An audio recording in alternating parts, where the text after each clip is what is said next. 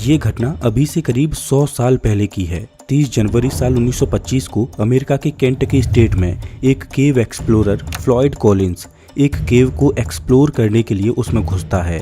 इस केव का रास्ता बहुत छोटा था, इतना छोटा कि कोई भी इंसान सिर्फ क्राउल करके ही इसमें घुस सकता था। केव में बहुत अंधेरा था, तो फ्लॉयड अपने साथ एक लालटेन लेकर आगे बढ़ रहा था। इस केव में आगे बढ़ते बढ़ते फ्लॉयड एक ऐसे पॉइंट पर पहुंचा जिसको पार करना हर किसी के बस की बात नहीं थी, क्योंकि आगे रास्ता इतना सकरा हो चुका था जिसमें घुसना आसान नहीं था। इस केव में जो लोग आते वो इस पॉइंट पर आकर वापस लौट जाते। इस वजह से इस पॉइंट का नाम टर्न अराउंड पड़ा।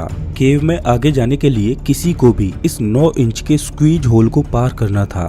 फ्लॉयड इस केव के आखिरी छोर तक जाना चाहता था, तो फ्लॉयड कुछ इस तरह से होल में प्रवेश करता है और रेंगते हुए आगे बढ़ने की कोशिश करता है। आगे चलकर केव का रास्ता चौड़ा होता जाता है और फ्लॉयड एक क्रिस्टल चैम्बर में पहुंच जाता है। केव का यही वो रूम था जिसको फ्लॉयड ढूंढना चाहता था। इस क्रिस्टल चैम्बर को ढूंढकर फ्लॉयड की खुशी का ठिकाना नहीं था, क्योंकि ये क्रिस्टल चैम्बर फ्लॉयड को माला माल करने वाला था। फ्लॉयड अब वापस बाहर निकलता है और बाहर निकलने के लिए उसे उसी सकरे रास्ते से होकर गुजरना था। फ्लॉयड उस टाइट रास्ते में अपने आप को घसीटते हुए आगे बढ़ रहा था कि तभी फ्लॉयड के हाथ से लालटेन छूटती है और वो टूट जाती है, जिससे केव के अंदर घुप अंधेरा हो जाता है। फ्लॉयड अभी भी जमीन से 55 फीट नीचे एक पतले रास्ते में फंसा हुआ था, लेकिन इस सिचुएशन में भी फ्लॉयड घबराया नहीं, क्योंकि उसने पहले भी इस तरह के अंधेरे रास्तों का सामना किया था।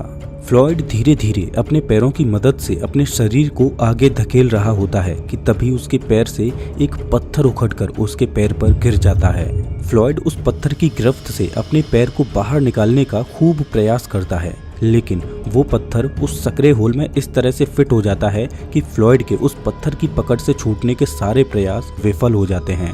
फ्लॉयड अब सहायता के लिए चिल्लाता है, लेकिन जमीन के इतने नीचे से कोई भी फ्लॉयड की आवाज को नहीं सुनता। जिस होल में वो फंसा था वहां से पानी रिस रहा था, जो कि फ्लॉयड के नीचे से बह रहा था, और यहाँ से एक सुनसान और अंधेरी गुफा में फ्लॉयड कॉलिंस की जीवन और मृत्यु के बीच जंग शुरू हो जाती है। दोस्तों, फ्लॉयड कॉलिंस के साथ आगे क्या क्या हुआ ये जानकर आपकी रूह कांप उठेगी। Kentucky cave explorer Floyd Collins has been trapped in Sand Cave. Floyd Collins was another great dramatic story. Collins had been trapped in a Kentucky cave. Collins was negotiating a small cavern tunnel when he was pinned by fallen rocks and debris at 10 a.m. on Friday morning. 1920 के दशक में America में धरती के नीचे सुरंग ढूंढने का तो मानो एक ट्रेंड चला था। लोग अपने अपने खेतों की खुदाई करते और देखते कि कहीं उनके खेत में कोई सुरंग तो नहीं। अगर किसी के खेत में कोई सुरंग निकल आती तो समझो उसकी चांदी हो गई, क्योंकि उस समय में अगर किसी के पास कोई सुरंग होती तो वो जगह एक टूरिस्ट प्लेस बन जाती। सुरंग का मालिक लोगों से अपनी सुरंग दिखाने के लिए पैसे चार्ज करता। जिसकी सुरंग जितनी ज्यादा नेचुरल और सुंदर होती, उस सुरंग को देखने के लिए लोग ज्यादा पैसे देने के लिए तैयार होते। उस समय अमेरिका में ये बिजनेस जोरों शोरों से चल रहा था। एक नौजवान फ्लॉयड कॉलिंस का भी एक सपना था कि उसके पास भी एक सुरंग हो, जिससे उसका कोई इनकम का सोर्स बने और उसके घर की आर्थिक स्थिति कुछ सुधर जाए। फ्लॉयड कॉलिंस और उसके भाई ने मिलकर सुरंग की तलाश करते करते अपने पूरे खेत को ही खोद डाला और किस्मत से उसके खेत में एक सुरंग मिल भी जाती है। फ्लॉयड कॉलिंस लोगों को आमंत्रित करता कि वो उसकी सुरंग को आकर देखें, लेकिन परेशानी ये थी कि फ्लॉयड की सुरंग मेन रोड से कई किलोमीटर अंदर थी और मेन रोड पर पहले से ही बहुत सारी सुरंगें थीं, तो लोग मेन रोड के पास वाली सुरंगों को देखना ज्यादा पसंद कर रहे थे और फ्लॉयड की सुरंग को देखने के लिए कोई नहीं जाता। इस परेशानी से निजात पाने के लिए फ्लॉयड कॉलिंस ने एक तरकीब निकाली कि क्यों ना वो मेन रोड पर मौजूद किसी सुरंग के मालिक के साथ पार्टनरशिप में काम करे। वो एक सुरंग के मालिक से मिलता है और उससे कहता है कि वो उसकी सुरंग का ख्याल रखेगा और जो भी लोग सुरंग देखने आया करेंगे वो उन्हें सुरंग दिखा दिया करेगा। बस इतने काम के लिए उसे मुनाफे में से कुछ टका हिस्सा मिल जाया करे। सुरंग के मालिक को फ्लॉयड का ये सुझाव अच्छा लगा। उसे भी इसमें फायदा दिखा कि अब उसे लोगों को सुरंग दिखाने के लिए अपना समय खर्च नहीं करना पड़ेगा और फ्लॉयड उसकी सुरंग को संभाल लेगा। फ्लॉयड ने सुरंग के मालिक से कहा कि मैं एक बार पूरी सुरंग को देखकर उसका जायजा ले लेता हूँ, जिससे लोगों को सुरंग दिखाने में मुझे कोई दिक्कत ना हो। फ्लॉयड और सुरंग का मालिक ये बात अच्छे से जानते थे कि सुरंग में एक टर्न अराउंड रूम है जहाँ से आगे कोई नहीं जाता उस समय लोग क्रिस्टल केव को देखने के लिए ज्यादा आतुर होते और ज्यादा पैसे भी देते थे। दरअसल क्रिस्टल केव लाइमस्टोन से बनी होती है। ऐसी किसी केव को बनने में हजारों सालों का वक्त लग जाता है। क्रिस्टल केव देखने में बड़ी ही अट्रैक्टिव लगती है। फ्लॉयड एक लालटेन उठाता है और सुरंग को एक्सप्लोर करने के लिए निकल पड़ता है।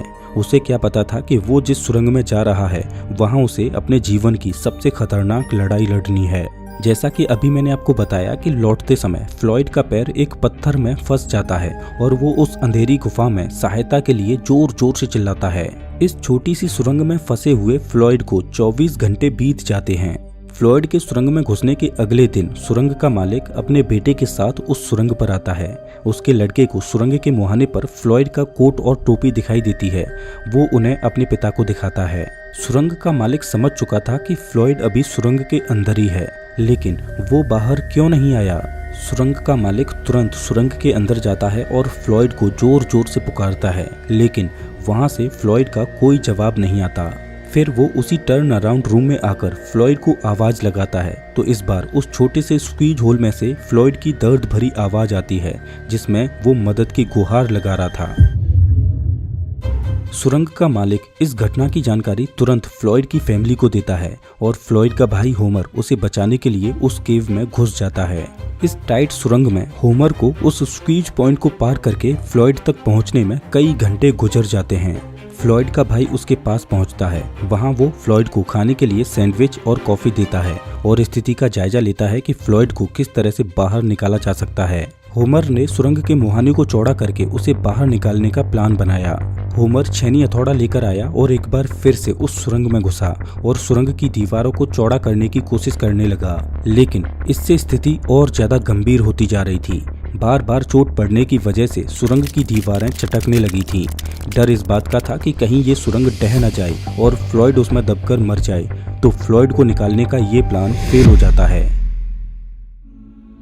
अभी तक फ्लॉयड को इस सुरंग में फंसे हुए 46 घंटे गुजर चुके थे। ये सुरंग इतनी टाइट थी कि फ्लॉयड करवट भी नहीं बदल पा रहा था।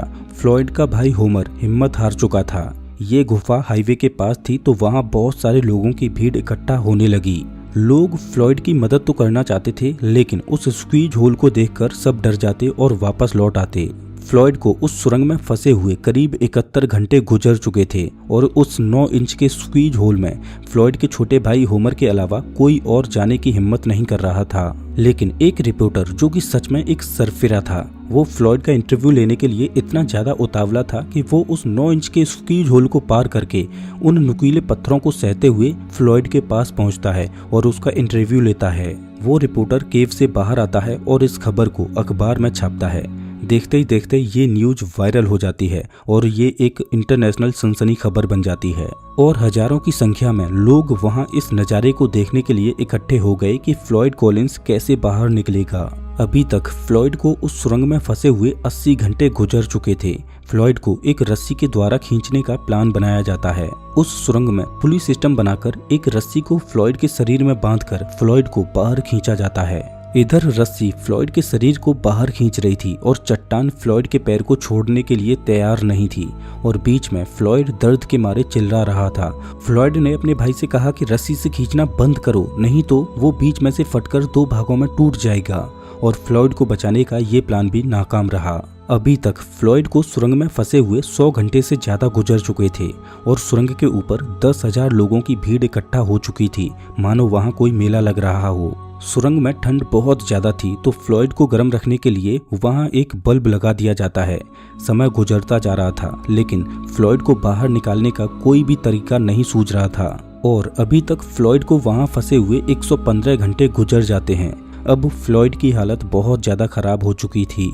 फ्लॉयड को बचाने के लिए एक रेस्क्यू टीम आती है। उस टीम ने लोकेशन का जायजा लिया तो देखा कि हजारों की संख्या में वहां लोग खड़े होकर तमाशा देख रहे हैं और उनके वजन से सुरंग ने कोलैप्स करना शुरू कर दिया है। रेस्क्यू टीम का एक मेंबर फ्लॉयड के पास जाता है, तभी उस सुरंग में से छोटे छोटे पत्थर टूटकर नीचे गिरने लगते हैं।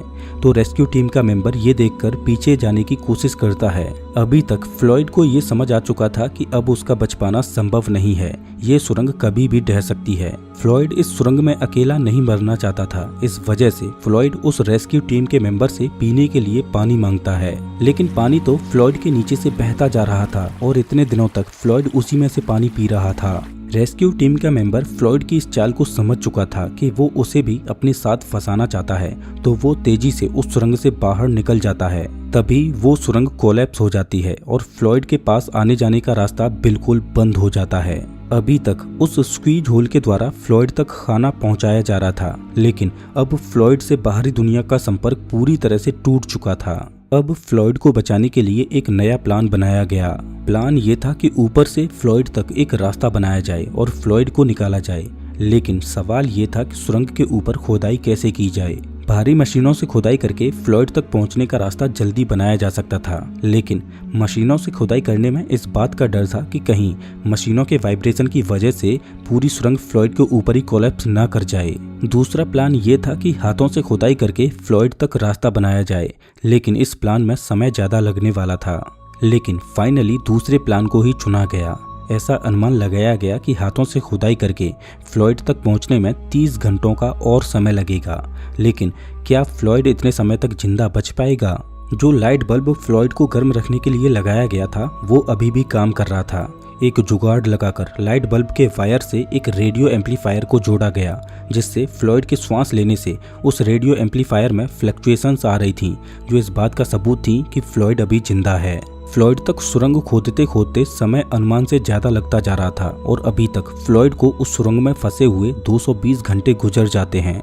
जो सुरंग 30 घंटे में खोदी जानी चाहिए थी, उसको खोदते हुए 140 घंटे हो चुके थे, लेकिन अभी भी वो सुरंग पूरी नहीं खोदी थी और नीचे फ्लॉयड भूखा अपने जीवन की लड़ाई लड़ रहा था। लेकिन तभी स्थिति और खराब होती है। फ्लॉयड को फंसे हुए 15 दिन गुजर चुके थे और अभी भी फ्लॉयड जिंदा था, लेकिन तभी वो लाइट बल्ब जलना बंद हो जाता है। अब परेशानी ये थी कि उन्हें अब ये नहीं पता चल पाएगा कि फ्लॉयड जिंदा है या मर गया। फाइनली 18वें दिन खुदाई कंप्लीट होती है और वो उस सुरंग का रास्ता बनाकर फ्लॉयड तक पहुंच जाते हैं। फ्लॉयड का भाई होमर फ्लॉयड को निकालने के लिए नीचे जाता है। वहां जाकर पता चलता है कि फ्लॉयड अब जिंदा नहीं है, वो अपने जीवन की इस लड़ाई को हार चुका था। जिस चट्टान ने फ्लॉयड के पैर को दबाया था उसका वजन महज 27 किलोग्राम था और वो छोटी सी चट्टान पत्थर की नहीं बल्कि मिट्टी की थी। लेकिन वो सुरंग इतनी टाइट थी कि फ्लॉयड उस चट्टान को ना तो तोड़ पाया और ना ही उसे हिला पाया। ऐसा लग रहा था कि मानो वो चट्टान सदियों से उस सुरंग में फ्लॉयड का ही इंतजार कर रही थी। दोस्तों, क्या आप इसी तरह की सर्वाइवल की और वीडियो देखना चाहते हो तो आपको स्क्रीन पर एक वीडियो दिखाई दे रही होगी जिसमें सर्वाइवल की इसी तरह की एक दिल दहला देने वाली घटना का जिक्र है जो आपकी रूह कपा देगी। वीडियो पर क्लिक कीजिए, मैं आपको वहीं मिलता हूँ।